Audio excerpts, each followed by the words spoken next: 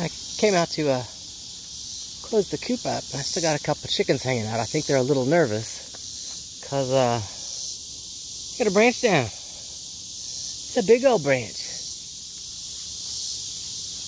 Not exactly sure where it came from, that tree, just from the position it's in, but you know, wow. Now the coop itself is still open.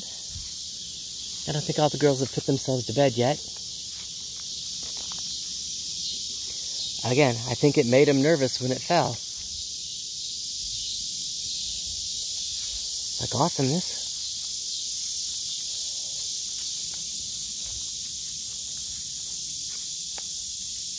It's okay, honey. You could go night-night. It's okay, honey. You could go night-night. It's okay. I'm gonna open it up and make sure they're all in there and accounted for. A big branch. It's all good. Alright, let me close my girls up. Let me make sure they're all inside. And, yeah, we'll talk to you later.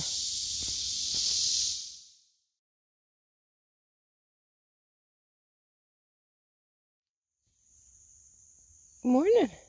This is Nita with the Timepiece Garden. And we're in the mini orchard. Yay! What are we doing today? For the most part, we're playing with strings. I've got some of my peppers I need to get strung up a little tighter, and same thing with the tomatoes. Get them strung up a little tighter. Keep them off the ground, keep bacteria off of them. And then after that, it's just kind of a walkthrough. Seeing how some stuff is and how some stuff is not.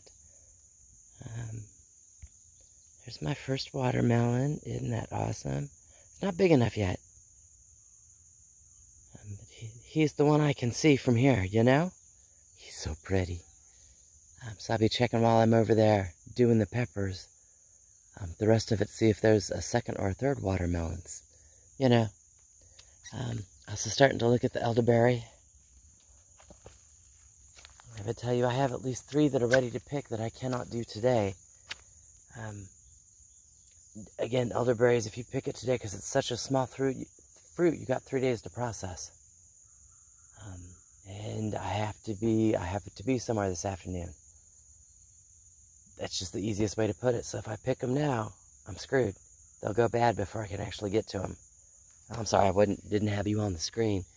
You can see his middle still has a couple of greens, so he can wait a day or two, but he's close. I have to start paying attention. Same thing there. He's close. Same thing here. Again, you can see there's a couple of green right there in the middle.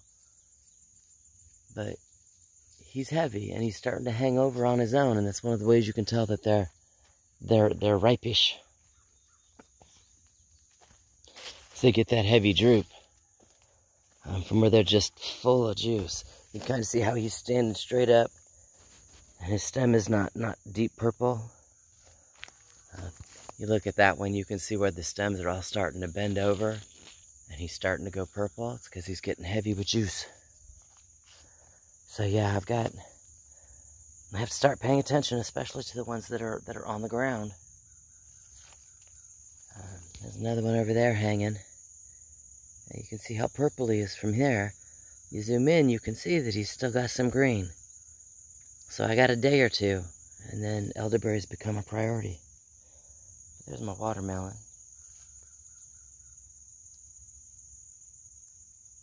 Anyway, let me get busy. Start stringing stuff up. That pepper there is almost completely laying sideways. So let me get busy, and I'll talk to you in a few.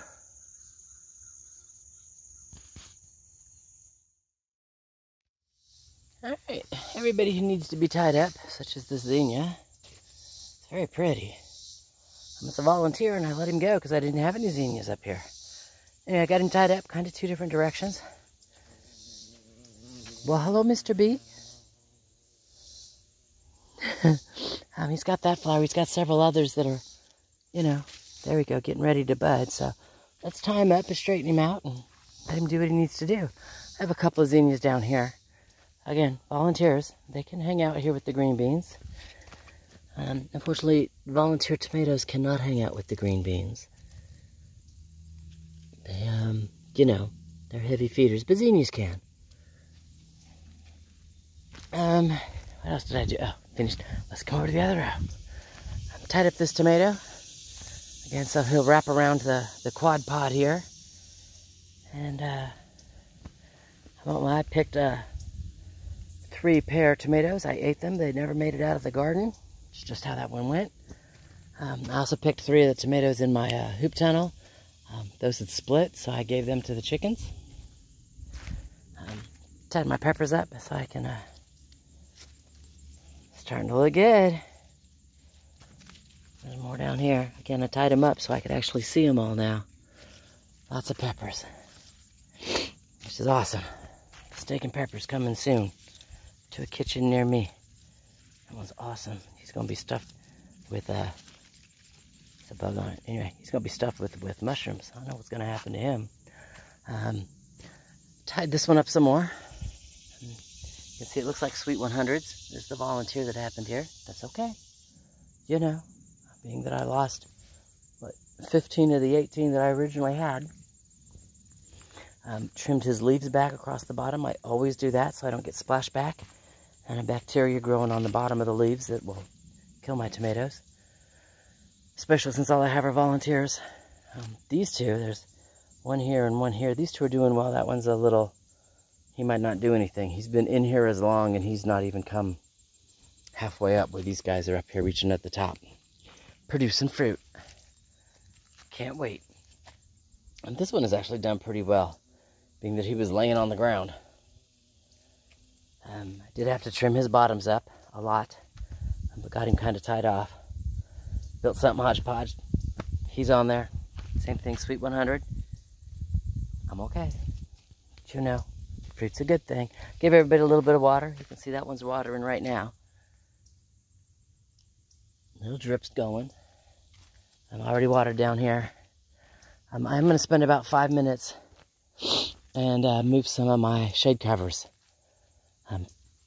Not so much that I want to expose them to an excessive amount of heat, but I need to shade the tubs, not necessarily the plant. You can see where this one's like, I'm reaching for the sun. I want it to reach for the sun, so I'm going to move a shade cover down here and maybe one on the inside across the top and do the same thing on this side where I'm covering the tubs so they get shade, not so much the tomatoes. You know, so I'll probably, my thought process is, I don't know, move this one, the top one here, leave that one in place and move that one. That way one goes down out there, one goes down in here, something like that. I don't know. I'll figure it out. And yeah, that's what I did. I'm also out of string. I have a little bit left in case there's an emergency, but I'm out of string, so I'm gonna have to get some more. All right, let me get to work moving some of the shade covers. I probably won't show you that. You know, I'm just trying to expose these guys, get them some light so they'll hopefully grow a little faster, but yet not let their tubs dry out. Talk to you later. Alrighty. Kind of across the bottom to help shade the buckets when the intense sun. This side gets a lot more sun from the setting sun. Does that make sense? When it's there, it gets a lot of sun. So there's that one there and that one there. So it can go shade, sun, shade, dapple shade, because it's whole, so it dapples. This piece stayed here at the front to help protect that bucket. And then the 2 that I took down, I actually laid kind of across the buckets. I don't want to cut them, but I tried to lay them across the buckets to give them more shade directly on the bucket, not so much on the tomato plant. Tomatoes don't need shade, you know, they really don't. Having said that, they also don't like an extreme amount of heat. So it's shade the buckets more so they don't dry out and dapple the roofing a little less. And we'll see how it works. Again, this wasn't the original plan for the hoop tunnel, to put tomatoes in here and have them grow up and over it. This vine has made it all the way to center. I'm probably going to end up cutting it. I need to get some string and some twisty ties out here though, so I can keep that fruit spike, you know, tie this so it stays here, but cut it so it doesn't go past center. And then come back, not today, but come back and like that one there that's growing up it doesn't need to be there. Go ahead and cut it back. So that's the thought process. Just not today. Today was about making sure everything was strung up. Strung up. And move into the shade clovers and see how that works. Alright, having said that, I gotta go deal with the branch that fell from the other day. So that's next on the list. I did harvest some Hannaheims, like that one that's ready to stuff. I've got 5 or 6. I'm gonna have to do some steak and some stuffed peppers. Yummy. Yeah, having said that, y'all have a great day.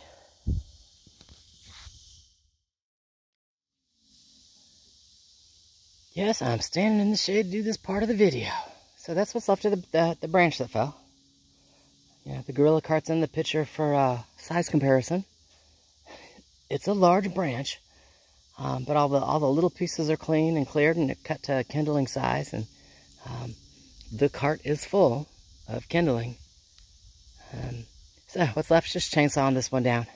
It'll take me all of 10 minutes now that it's clean and clear. So let me get busy. Let me cut it down.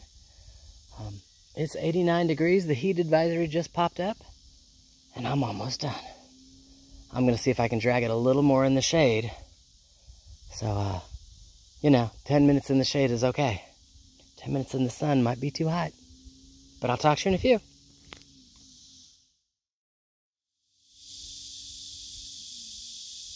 Gotta love a sharp chainsaw. 8 minutes. 8 minutes to cut it up. Put it in the gorilla cart. And bring it up here. Now, I'm not going to unstack it right now. I promised somebody I'd do something, and I'm already regretting it, because it's going to take up several of my days and several hours of the days I'm giving up. Yeah. I'm not going to go into that. I don't want to be whiny, but I am regretting that decision. Anyway, I'm not going to unload this. I will have to do it later. So it's here. Now, some of those are larger around, so they actually don't go on the kindling rack, but I'll stack them there on the spool until I can get them transferred over to the actual woodshed for green wood, because this is green. I mean, it came down 2 days ago. It's all green. The smaller stuff like that one, or that one, those will get stacked with those. And the little stuff that's all underneath, I'll get stacked over there with those. And this evening when I come back, I will stack that, and I will process the stuff that's still sitting there on the wood stool from the last branch I had down that I've not processed because I was busy working on the woodshed. And the goal was to hopefully, get it built, and that way when I have to cut wood, I just put it where it goes. I can fill the cart and attach it to the riding lawnmower and drive it up and stack it. So, but it's cut. Cart's full. Cart's over full. And we'll finish this evening. Depending on what time I get home. With that, I'm not whiny. Life is awesome. And I'll talk to you later.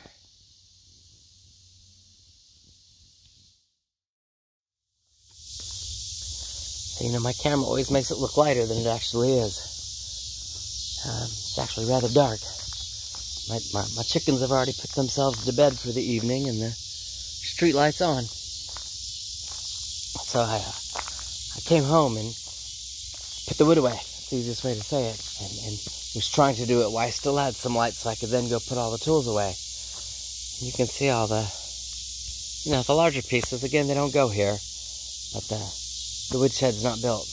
But it's up. It's off the ground, which is awesome. When I need to mow, I can mow both here and over there where the branch came down, which is a good thing. And we're going to go tell the girls good night. So I'm going to tell you good night. And Panda's going to go on patrol. So we will all talk to you later.